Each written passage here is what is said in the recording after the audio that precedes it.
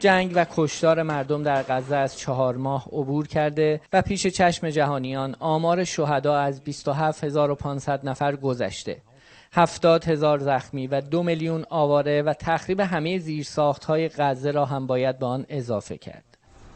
چنانکه نخست وزیر جدید و جوان فرانسه که در اولین دیدار رسمیش به برلین سفر کرده میگوید دو کشور نگران اوضاع انسانی اند و بر آتش‌بس تاکید دارند. من مایلم با صراحت بگویم که حقوق ملل باید مورد توجه قرار گیرد و آتش‌بسی بشردوستانه برای کمک رسانی به غیر نظامیان امکان پذیر شود.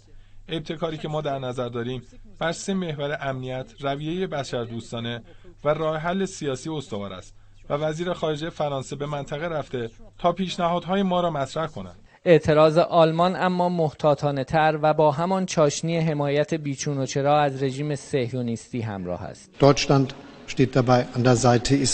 آلمان در این زمینه در کنار اسرائیل ایستاده. همزمان ما خواستار اون هستیم که فلسطینی‌ها در غزه دسترسی بهتری به کمک‌های بشردوستانه داشته باشند و در عملیات نظامی غیر نظامیان بهتر مورد حفاظت قرار بگیرند. این مواضع صدر اعظم آلمان در حالی است که افکار عمومی از 15 مهر یعنی آغاز جنگ به طور مستمر در این کشور نسل کشی را محکوم و علیه پشتیبانی مقامات این کشور از رژیم صهیونیستی فریاد اعتراض برآورده‌اند.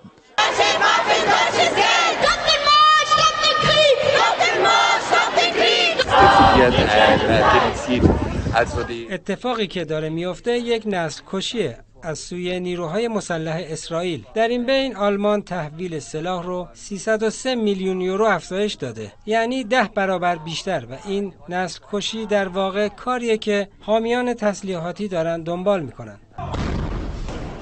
آلمان در کنار آمریکا و انگلیس جزو بزرگترین صادرکنندگان تسلیحات به رژیم صهیونیستی در سال گذشته میلادی بود. صادراتی که البته در دوره جنگ غزه 10 برابر افزایش پیدا کرد. امیر شجاعی، خبرگزاری صدا و سیما، برلین.